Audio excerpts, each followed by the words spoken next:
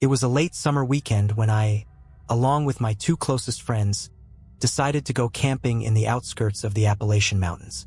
We weren't the type to back out from a little adventure, and the wilderness always seemed to offer the perfect escape from the chaos of our daily lives. The plan was simple: a couple of nights under the stars, a fire to keep us warm, and some beers to share around the campfire. Nothing could have prepared me for what was about to unfold. Our names were Jason, Mark, and myself, Ethan. We arrived late Friday afternoon, just as the sun began to dip behind the horizon, painting the sky in shades of orange and pink. We chose a secluded spot, far away from the main hiking trail, ensuring our privacy. The air was cool, the smell of pine trees thick in the air, and the only sound was the rustling of leaves in the wind. There was something calming about it, but at the same time, something unsettling. We set up our tents quickly and, as nightfall descended, we gathered around the fire. The fire crackled and popped, the warmth of the flames contrasted by the chill creeping in from the forest.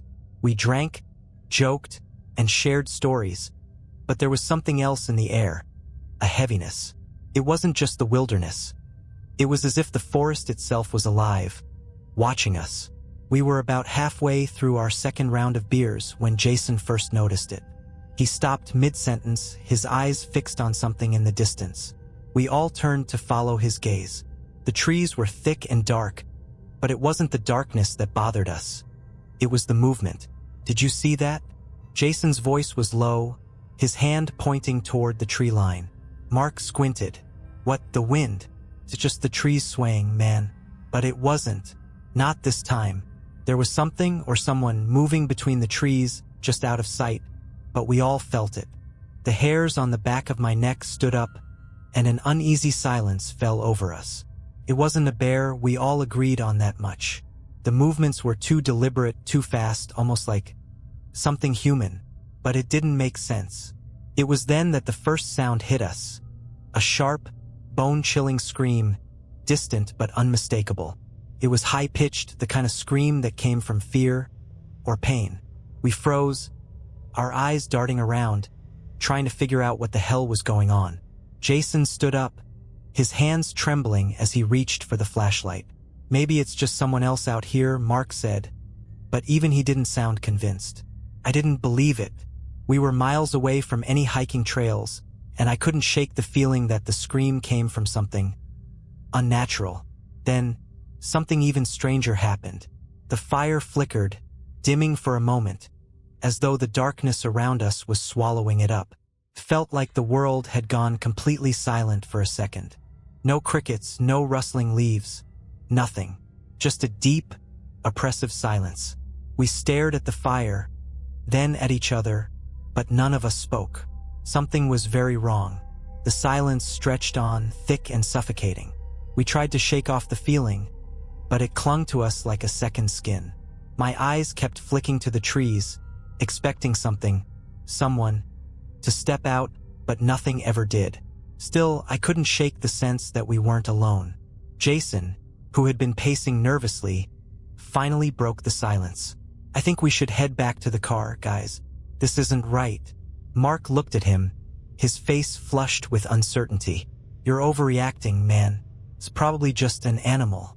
Bears, coyotes. We've seen it all before." But I could see it in Mark's eyes, too. He was just as unsettled as we were. Whatever had screamed, whatever had moved between the trees, wasn't something we could explain away. Jason was already gathering his gear, his movements hurried and jerky. The fire crackled again, louder this time, but I could tell it wasn't comforting Jason. His eyes were wild, his gaze darting between the trees. Without another word, we began to pack up our things. But as we did, the temperature seemed to drop even further, as if the cold itself was closing in on us. The fire, which had been our source of warmth and light, seemed to flicker weaker, as though something was draining its strength. Just as we were about to head toward the car, a noise from behind us made us all freeze. It was soft at first, a whisper, like the rustling of dry leaves, but then it grew louder, like footsteps on the forest floor, deliberate and slow. Heavy, too heavy for an animal. "Shoo!" I hissed, my heart pounding in my chest. I motioned for the others to stop moving. The footsteps grew louder, closer, and suddenly, everything went still. There was no sound, no wind, no animal calls. Just a complete, unsettling quiet. We stood there for what felt like forever, staring into the darkness behind us. Then something moved. It wasn't a person. It wasn't an animal. It was something inhuman. The shape was tall, unnaturally thin, its body almost elongated as it stepped out of the shadows between the trees. My flashlight flickered as I turned it toward the figure, revealing only the faintest outline. Too tall to be a human, too twisted to be a shadow. And then it did something that made my blood run cold. It tilted its head toward us, just slightly, as if it were considering us, examining us, before it slowly moved back into the woods. But not before I saw something that I will never forget. Two pale, gleaming eyes staring back at me from the darkness, locked onto mine with an intensity that made my stomach churn. I didn't wait for the others to react. I grabbed Mark by the arm, yanking him toward the car. Jason was already running ahead, his footsteps pounding the earth, and I followed close behind. But as we stumbled through the woods, trying to make our way back to the safety of the vehicle, the whispers started again. This time, they weren't distant. They were close, too close. And then, just as we reached the edge of the forest, there was a loud crash from behind us, followed by that same scream. But it wasn't a scream of terror anymore. It was almost mocking, like whatever it was, it had been toying with us, toying with our fear. I don't know how, but we made it back to the car, slamming the doors shut and locking them. I looked at Jason and Mark, both of them wide-eyed, but we didn't speak. We couldn't. The thing, whatever it was still out there, and we could feel it watching us, lurking in the darkness just beyond the reach of our headlights. As I started the car, I glanced in the rearview mirror. For just a split second, I thought I saw it, those pale eyes, peering from the edge of the woods. But by then, we were already speeding away, heading back to the relative safety of the nearest town. We didn't speak for miles, the tension in the car thick enough to cut with a knife. The headlights sliced through the night, casting long shadows across the empty road. We drove in a daze, the terror of what we had seen still raw in our minds. Jason was gripping the wheel so tightly his knuckles were white, and Mark sat in the back seat, staring out the window, as though waiting for something to leap out from the dark. The only sound in the car was the hum of the engine and the occasional snap of the tires on the asphalt. We passed a few houses, but there was no sign of life, just the eerie, quiet stillness that seemed to hang over the entire area. And then, just as I thought we might make it out of there without any more incidents, the radio crackled to life. It wasn't static, it was voices, faint at first like a whisper, but then it became clearer, more distinct. Leave. Not safe. The voices were coming from the radio, but they weren't human. They had an unnatural quality, a garbled, distorted sound that made my skin crawl. My stomach turned as the words repeated, over and over. Leave. Leave now. Not safe. The voice was familiar somehow, but I couldn't place it. I slammed my hand down on the radio, trying to turn it off, but it wouldn't stop. Jason was swerving slightly, eyes wide with panic. Turn it off, Ethan. Turn it off, he shouted. I fumbled with the dial, but it didn't matter. The voices were louder now, clearer, as if they were inside the car with us. Mark, who had been silent this entire time, finally spoke up. It's him, Mark whispered, his voice barely audible. It's that thing from the woods. It's following us. The words hit me like a punch to the gut. I turned to him, heart hammering in my chest. What do you mean? What do you know about this? Mark's face was pale, his eyes wide with terror. He trembled, but he didn't look at me. He was staring at something outside the car, his gaze fixed on the rearview mirror. I've heard it before. The voices, they don't just stop. Keeps calling, keeps following. People think it's just superstition, but it's real. It's real, Ethan. I had no words. I didn't want to believe it, but everything was pointing to the truth. That thing in the woods wasn't done with us. It wasn't just some hallucination or wild animal. It had followed us, and now it was trying to lure us back. The radio crackled again, louder than before. "Come back. We're waiting." Jason was speeding now, the car's tires screeching on the road, but the voices didn't fade. They seemed to grow stronger with every passing mile. That's when I heard it. The unmistakable sound of footsteps outside the car, slow and heavy. They were following us, keeping pace with the car, just out of sight. I gripped the seat, my heart pounding as I turned to look out the side window, but there was nothing there. It was like the woods themselves had come alive, and now whatever it was moving with us, watching us. The footsteps were so close now that it felt like we were surrounded. But there was nothing visible to explain it. And then, I saw something that made my blood run cold. A figure, standing at the side of the road. Its shape was tall and grotesque, its body thin and spindly, its face obscured by the darkness. But I could see the gleam of pale eyes. It was watching us, unmoving, as the car sped past.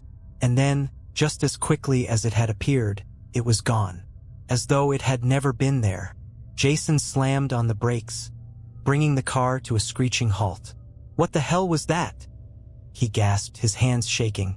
Mark and I exchanged a glance, our faces pale, and then I knew. It wasn't just a trick of the mind. It was real. The thing had been watching us, waiting for the right moment to strike. But why hadn't it? Why hadn't it attacked? I didn't have an answer, but as the radio crackled again, I realized something even worse. It wasn't just following us. It was guiding us, trying to lead us back into the woods. And we were too far in to turn back now. The car was completely silent now.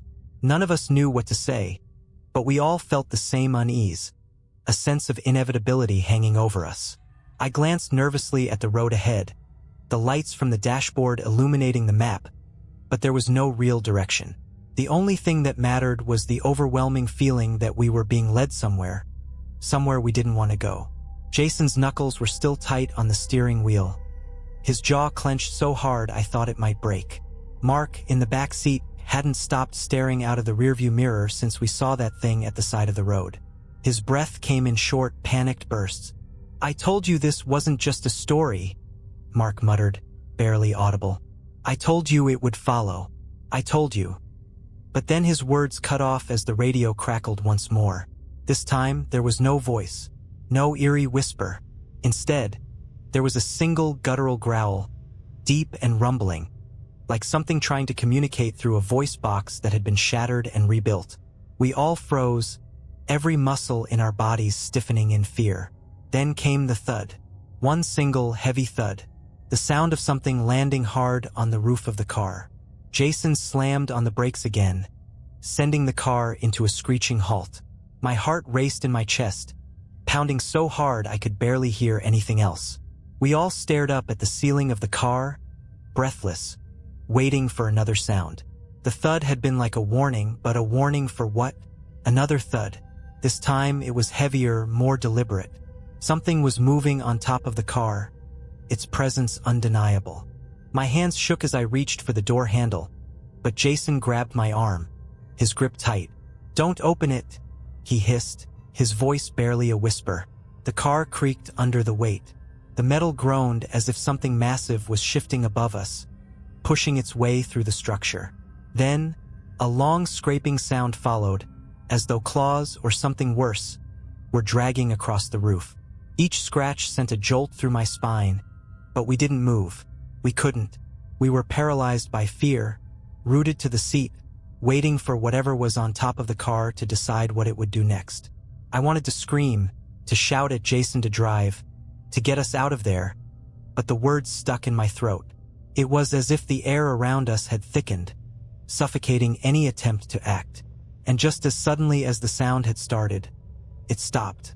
There was an eerie silence, the kind that felt as if the world had stopped breathing. "Drive!" I finally managed to croak, barely able to keep my voice steady. "Drive now, Jason. We need to go." But before Jason could put the car in gear, a flash of movement outside the window caught my eye. There, just beyond the beam of the headlights, stood the figure again. It was larger now, distorted, its limbs stretched in impossible angles, and its eyes, those pale, glowing eyes, locked onto mine once again. It didn't move, just stared at us, as if daring us to do something. Anything. Drive, damn it, I shouted, my voice cracking. Jason's foot slammed on the gas pedal, the car jerking forward as we sped down the road, tires skidding on the wet asphalt. The figure vanished into the darkness as we drove faster, the sound of our engine drowning out the chaos inside my mind. I turned around to check on Mark. His face was ghostly pale, eyes wide with terror. He was muttering something to himself, but I couldn't make out the words. "What's going on?" I demanded, my voice rising in desperation. "What the hell is happening?" Mark's voice was low, shaking, almost lost in the silence of the car. "It's not over. It's never over." I didn't understand at first, but then it hit me. The voices, the thing in the woods, the figure, it wasn't trying to kill us. It was trying to get us to go back, to return to the forest, to make us part of whatever it was, to keep us trapped in its endless nightmare. It had already claimed its first victims, Jason, Mark, and I was next. A cold shiver ran down my spine as I realized something worse. We hadn't left yet. The road we were on, the road that should have led us home, was the same one that had taken us into the forest. We weren't driving away. We were still in the woods. Jason's hand gripped the steering wheel harder, sweat beading on his forehead. "This isn't right. This isn't the way out." And as he spoke those words, the car headlights flickered. The road ahead, once clear, now seemed to stretch on forever, winding and twisting as though it were reshaping itself. The trees lining the road, tall and dark, appeared to lean in toward us, closer with each passing second. We had driven into a loop, a trap, and whatever was following us wasn't going to let us leave. It wanted us to come back, but this time we wouldn't be able to run.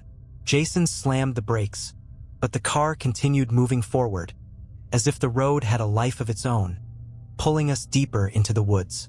The headlights flickered again, and for a moment, I swore I saw something at the edge of the beam, pale, thin fingers reaching out from the shadows. It was just a flash, gone before I could register it fully, but the image lingered, burned into my mind. "What the hell is going on?" Mark whispered, his voice barely audible. His eyes were darting nervously from the front windshield to the rearview mirror, where the darkness seemed to stretch on, endless. "We need to get out of here," Jason said, his voice cracking with panic. "We need to find a way out. Now." But it was no use. No matter how hard he pressed the gas pedal, the car wouldn't move faster than a crawl. We were stuck in place, the woods pressing in around us like a living entity, suffocating every sense of escape. The trees seemed to move with us, their twisted branches stretching out toward the car, as if they were trying to grab hold of it. The air inside the car grew thick, stale.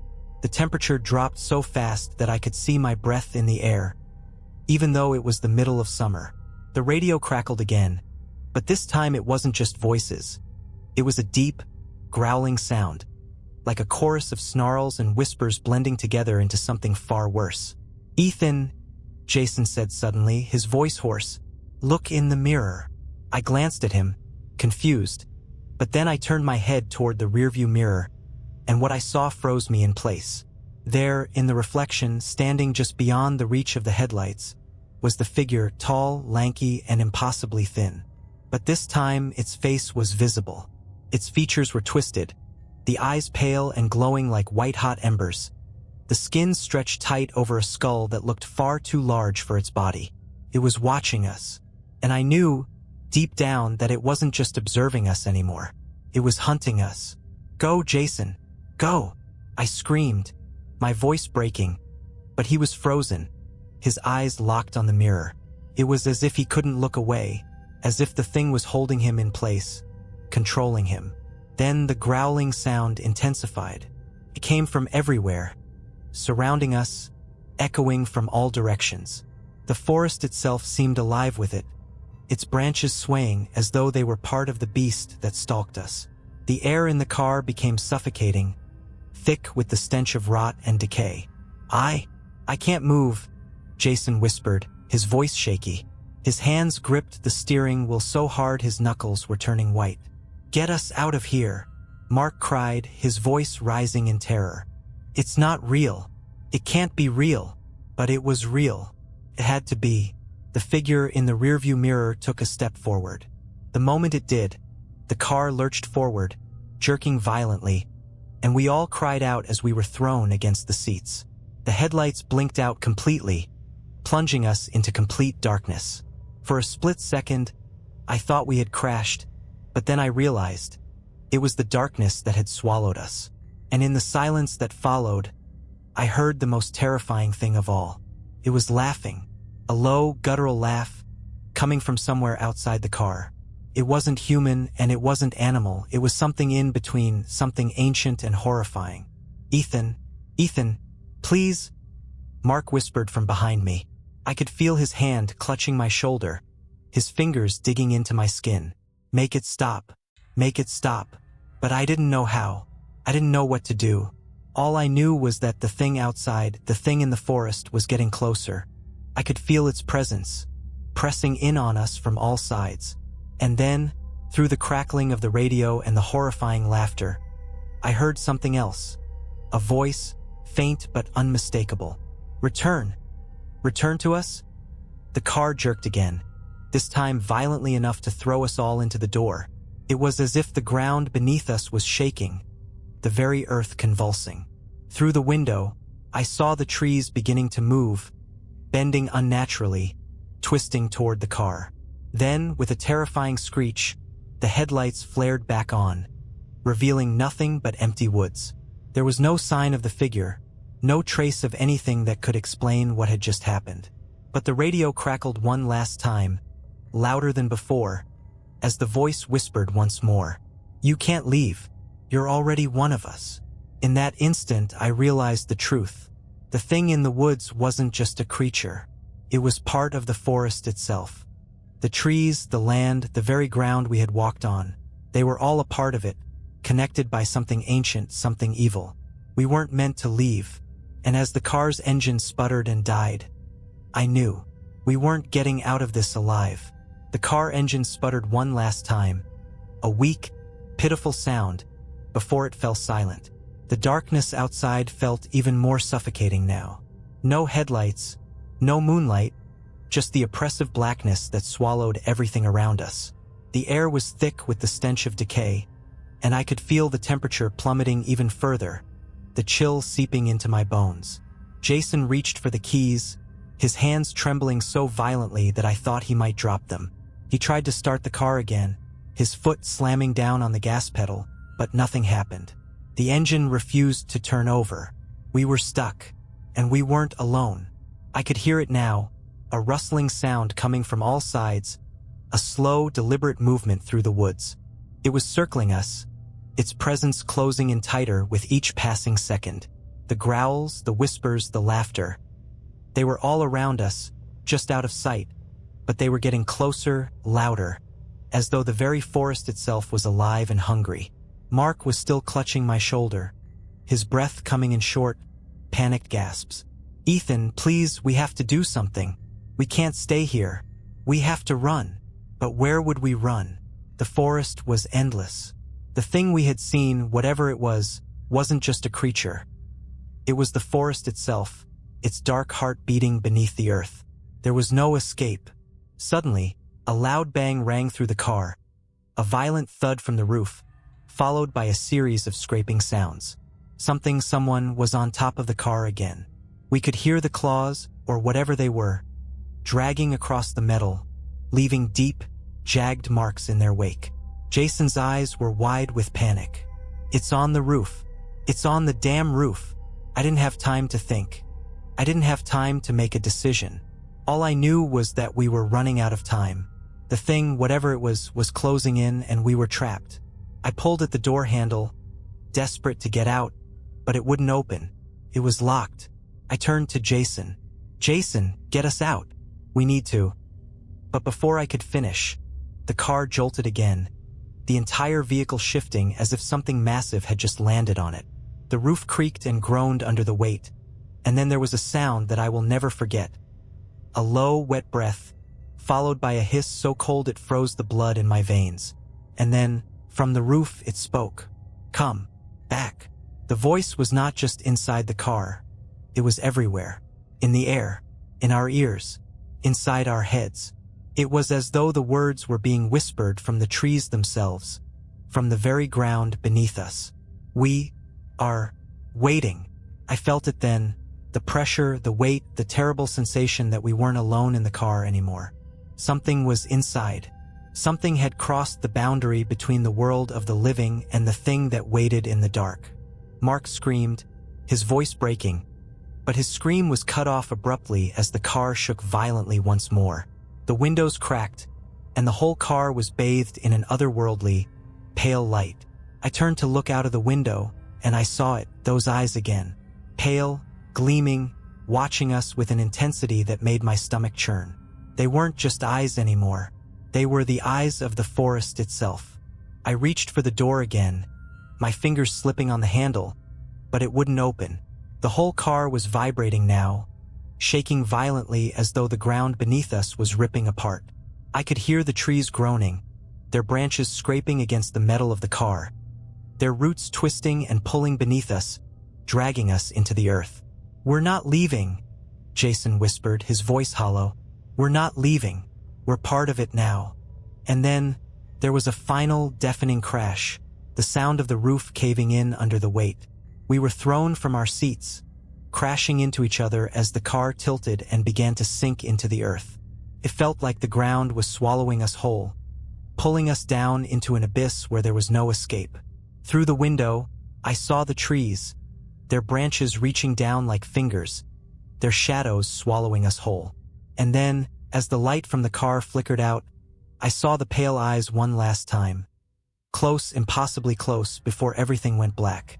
I woke up to darkness, but it wasn't the same darkness. It was deeper, colder, and pressing in on me from all sides. The air was thick, heavy, as though the very atmosphere itself had been tainted by whatever had taken us. I tried to move, but my body felt wrong, slow, stiff. I opened my eyes, but all I saw was the same blackness. There was no light, no sound, just the eerie, suffocating silence that surrounded me like a blanket. I was lying on something cold and uneven. It wasn't the car, and it wasn't the forest floor either. Felt like stone. Rough, jagged stone that dug into my skin. Panic surged through me, but I forced myself to stay calm. There was no point in losing control now. Slowly, I pushed myself up. My limbs ached, and my head spun, but I managed to stand. The sensation of being watched returned, and this time, it wasn't just a feeling. It was real. There were eyes on me. I could feel them, everywhere. I reached out, my hand brushing against something wet and slick. Something that wasn't supposed to be there. Something that felt like flesh, but it wasn't human. That's when I heard the whisper again. It was faint at first, barely a murmur, but then it grew louder. The same growl, the same distorted, inhuman voice from before. "You can't escape." The words hit me like a physical blow. I froze.